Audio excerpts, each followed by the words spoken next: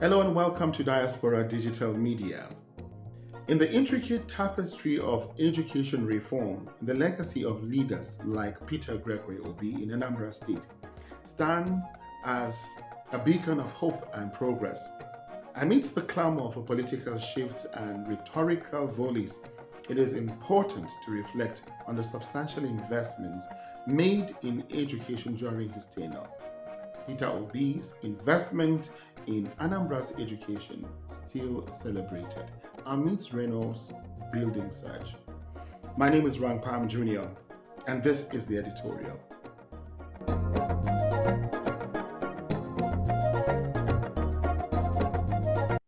Peter Obi served as a governor of Anambra State from the year 2006 to 2013, during which he achieved significant progress in the education sector through strategic investments and implementation of new policies. When Peter Obi assumed office in 2006, Anambra State's education sector was in a dire state, with poor performance in external exams such as NECO and WAEC. However, through his investment efforts, the state consistently moved from the 27th position to the top position, that is number one in NECO and WAEC nationally. Reno, who was one of the PDP's presidential campaign media person, following presidential elections, switched allegiances to the ruling party APC, seemingly on a special assignment to launch attacks against Peter Obi, recently questioned the number of schools Peter Obi constructed during his tenure as governor of Anambra State. Well, Reno Omokri's inquiry should be forgiving, as it appears he already knows the answer, but aims to mislead certain uninformed members of the society. For the general public, it is important to note that the challenges facing Anambra state education system then were not solely about the construction of new schools, as some may believe. The state already had sufficient number of public and private schools. However, many of these schools lacked adequate infrastructure, such as classrooms, libraries, furniture, modern laboratories, computer centers. Additionally, there was the need for enhanced teacher training, motivation, and settlement of arrears, pensions, and gratuities for retired teachers. Another issue was the return of schools that were previously taken from the private organizations by government. Obi inherited a collapsed education system and addressed these pressing issues. Obi has a total of over 100 school buildings rehabilitated and some constructed anew in Anambra State, outside building the Anambra State University in Ibadiam campus and the Anambra State Teaching Hospital. For instance, in Nise community, Obi did not build new schools, but focused on improving existing infrastructure. He constructed two school blocks within the existing school, provided laboratory equipment, and implemented other necessary upgrades. These strategic investments in education yielded significant results. You can't take that away from him. Anambra students and schools began winning national and international awards in various competitions, showcasing the positive impact of Obi's initiatives. Furthermore, Obi implemented an integrated education policy that rewarded every first class graduate from Anambra State studying in any Nigerian school with a cash award of 1 million naira. This policy fostered healthy competition among students and schools, motivating them to strive for excellence.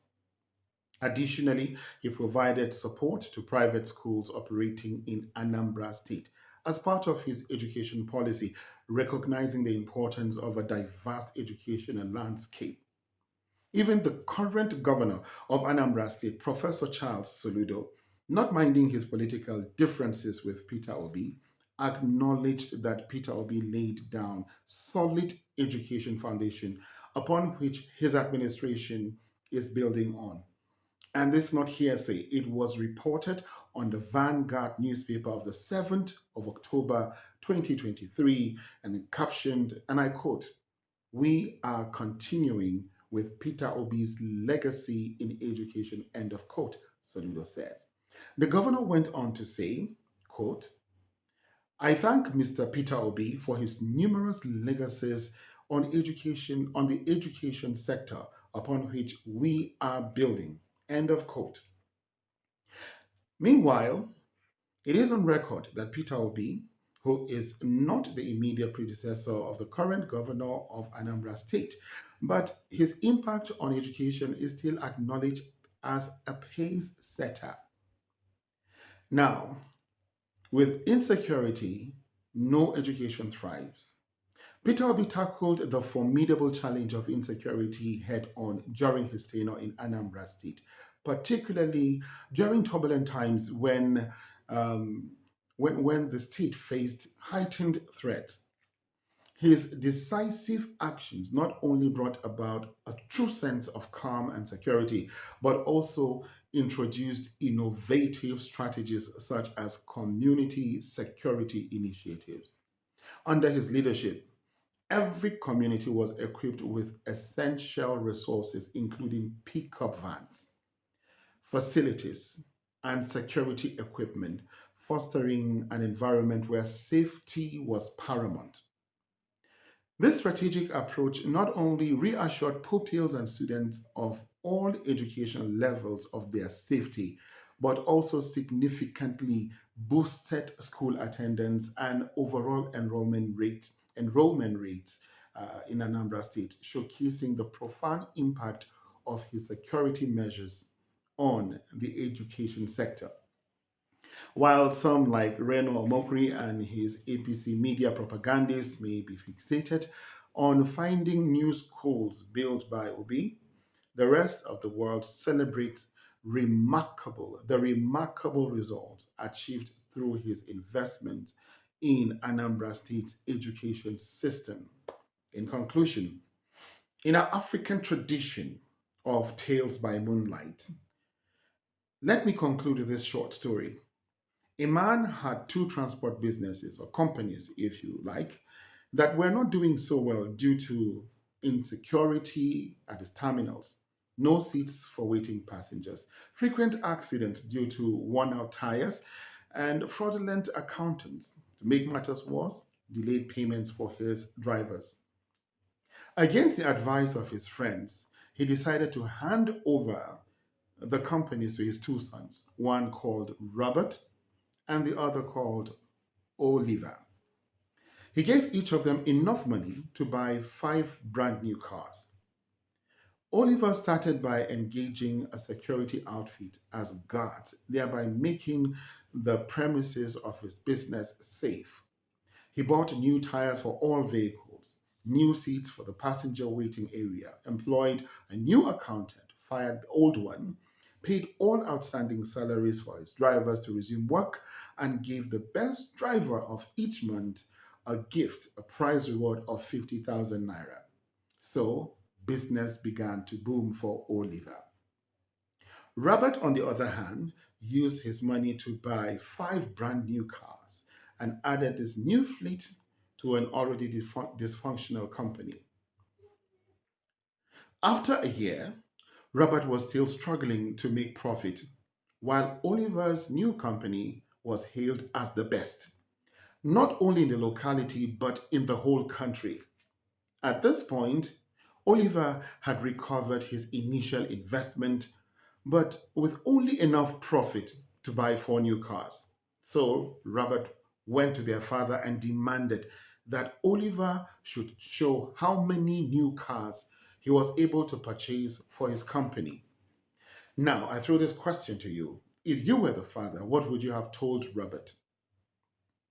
As you chew on that, the wise father simply said to Robert, "Robert, stop making a mockery of yourself." I mean, stop making a mockery of yourself. Now, what is the moral of this story? Just as a wise father discerns between mere acquisitions and sustainable progress, so too we must recognize that the true measure of educational advancement lies not in the mere construction of edifices, but in the nurturing of a vibrant academic ecosystem where every student thrives and every teacher inspires. Let us not be misled by superficial counts of new buildings. Instead, focus on the enduring impact of visionary leadership and strategic investment in education. That's a wrap. This is Rampam Jr. saying, remember, do not make a mockery of yourself. Thanks for watching, and the editorial. See you next week.